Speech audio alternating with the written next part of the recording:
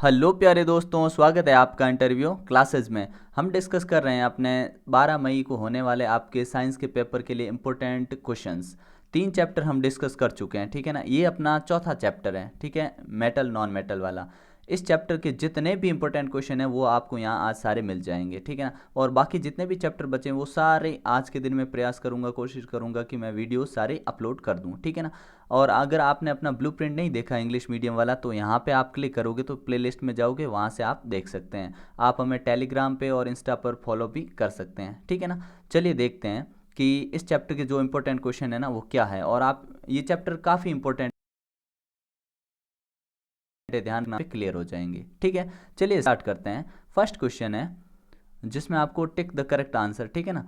Which of the following can be beaten into thin sheets, किसको आप पीट कर थिन शीट पतली चादरें बना सकते हैं। तो ऑप्शन है zinc, phosphorus, sulphur, oxygen.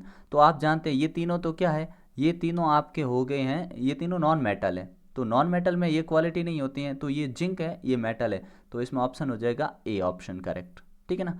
Next देखिए, which of the following statement is correct, कौन सा है स्टेटमेंट वो करेक्ट है। All metals are ductile, all non metals are ductile, generally metals are ductile, non metals are ductile. तो इसमें कौन सा करेक्ट है, आपने कहा ये वाला एकदम करेक्ट है, ठीक है ना।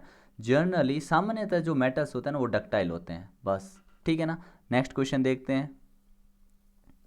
Metals producing ringing sounds are, metal जो रिंगिंग साउंड प्रोड्यूस करते हैं उन्हें आप क्या कहोगे, उस क्वालिटी को आप एसिड्स कहोगे, बेसिस कहोगे, या सोनोरस कहोगे, या नन ऑफ दीज। तो आपने कहा ऑप्शन सी हो जाएगा करेक्ट, सोनोरस, ठीक है।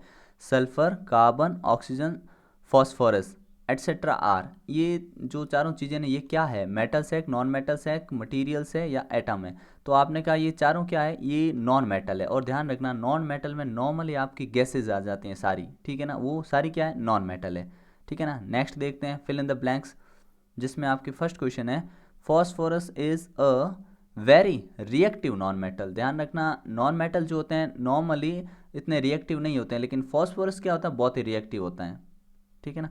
नेक्स्ट है metals are good conductors of heat and electricity, जो भी मेटल होते हैं वो हीट और इलेक्ट्रिसिटी के गुड कंडक्टर होते हैं। इसीलिए तो अपने जो किचन होता है उसके अंदर जितने भी यूटेंशियल बर्तन होते हैं वो सारे मेटल के होते हैं, और इलेक्ट्रिसिटी को भी ये कंडक्ट करते हैं। इसका मतलब अपने जो वायर होते हैं जितने भी वो सारे किसके होते हैं, मेटल्स के होते हैं, ठीक है ना। Iron is dash reactive than copper, copper से क्या है, ज़्यादा है reactive, more. Metals react with acid to produce hydrogen gas, जब भी मेटल रिएक्ट करेगा एसिड के साथ, कौन, जब भी मेटल एसिड के साथ रिएक्ट करेंगे तो हमेशा हाइड्रोजन गैस निकलेगी। ध्यान रखना H2 गैस, हाइड्रोजन गैस निकलेगी, ठीक है। नेक्स्ट क्वेश्चन है जिसमें आपको ट्रू फॉल्स सॉल्व करना है, ठीक है। फर्स्ट है generally non metals react with acids. तो आपने कहा ये फॉल्स स्टेटमेंट है, क्योंकि नॉर्मली नॉन मेटल है वो एसिड के साथ रिएक्ट नहीं करते हैं। फिर देखिए sodium is a very reactive metal. तो आपने कहा बिल्कुल सही बात है, सोडियम, अपने सोडियम का संकेत क्या होता है, साइन Na। और दूसरा कौन सा है, सोडियम का होता है आपके Na, और एक और होता है ना जिसको हम कहते हैं पोटेशियम, जिसका संकेत होता है K, ठीक है ना। इसका लैटिन नाम तो क्या होता है, लैटिन नाम होता है कैलियम, ठीक है। ये होता है नेट्रियम और कैलियम, उन्हीं से इनका नाम Na और फिर के यानी पोटेशियम और सोडियम बना है, ठीक है। ये दोनों बहुत ही ज़्यादा रिएक्टिव होते हैं, इसलिए इनको हमें ना कैरोसिन में रखते हैं, ठीक है। नेक्स्ट क्वेश्चन है copper displaces zinc from zinc sulphate solution. तो नहीं, कॉपर ऐसा नहीं कर सकता, ठीक है ना। हाँ, अगर कॉपर सल्फेट का सोल्यूशन है तो जिंक हटा देगा, क्योंकि जिंक है मोर रिएक्टिव, जिंक क्या है, मोर रिएक्टिव, ज़्यादा ताकतवर है। कॉपर को हटा के फेंक सकता है लेकिन कॉपर जिंक को नहीं हटा सकता, ठीक है ना। Coal can be drawn into wires, क्या आप कोल से वायर बना सकते हैं।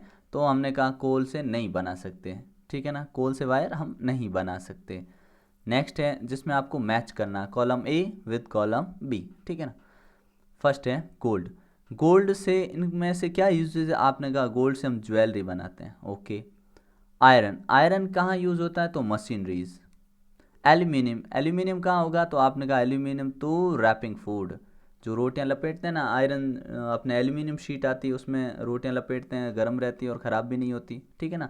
न्यूज़पेपर में ख़राब हो जाती, केमिकल लग जाता है ना। फिर कार्बन, कार्बन का क्या यूज़ करते हैं, कार्बन को हम फ्यूल के रूप में यूज़ करते हैं।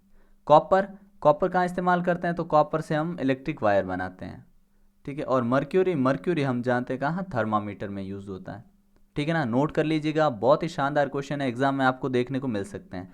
फिर ये बहुत इंपॉर्टेंट क्वेश्चन है जिसमें आपको ये बताना है सम प्रॉपर्टीज आर लिस्टेड, कुछ प्रॉपर्टीज है जो आपको मेटल्स और नॉन मेटल्स में डिफरेंस बताना है, ठीक है। प्रॉपर्टी बतानी क्या क्या, देखिए अपीरियंस, अपीरियंस यानी दिखने में ये कैसे होते हैं, ये शाइनी होते हैं, कौन, मेटल्स। नॉन मेटल क्या होते हैं, ये डल होते हैं, ठीक है ना। फिर देखिए हार्डनेस, मेटल हार्ड होते हैं और ये हार्ड नहीं होते हैं, ठीक है ना, ध्यान रखना।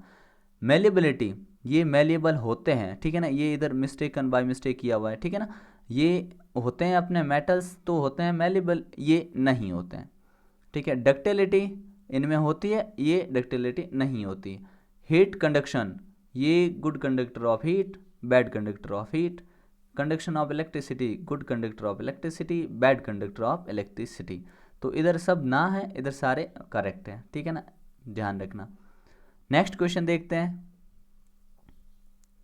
What is malleability. अब आपसे पूछा कि मेलेबिलिटी ये जो प्रॉपर्टी है ना, इससे आप क्या समझते हो, तो आंसर लिखोगे the property of metals by which they can be beaten into thin sheets is called malleability। Property वो मेटल्स की जिसकी वजह से हम उनको पीट कर एक शीट, थिन शीट, पतली चादर बना सकते हैं, उसको हम मेलेबिलिटी कहेंगे, ठीक है ना। नेक्स्ट है give the definition of ductility. Ductility क्या होता है, तो वर्च्यू, वर्च्यू मीन्स क्या हो गया, क्वालिटी, गुण।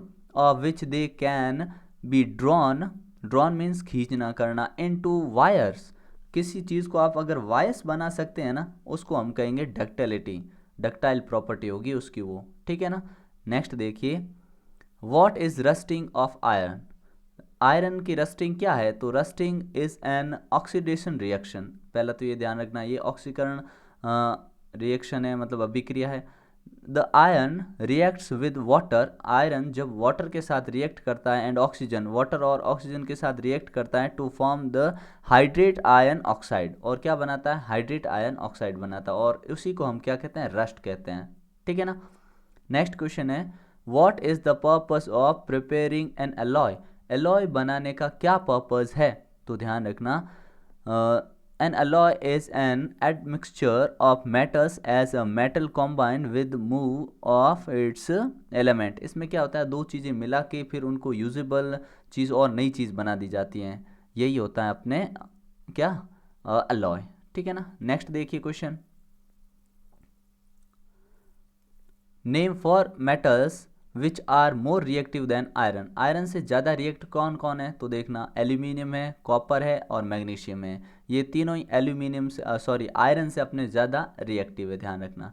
What does the pop sound indicate. Pop sound क्या इंडिकेट करती है, तो आप कहोगे this indicates the presence of hydrogen gas, ये H2 यानी हाइड्रोजन गैस की प्रेजेंस को शो करता है, कौन, पॉप की साउंड।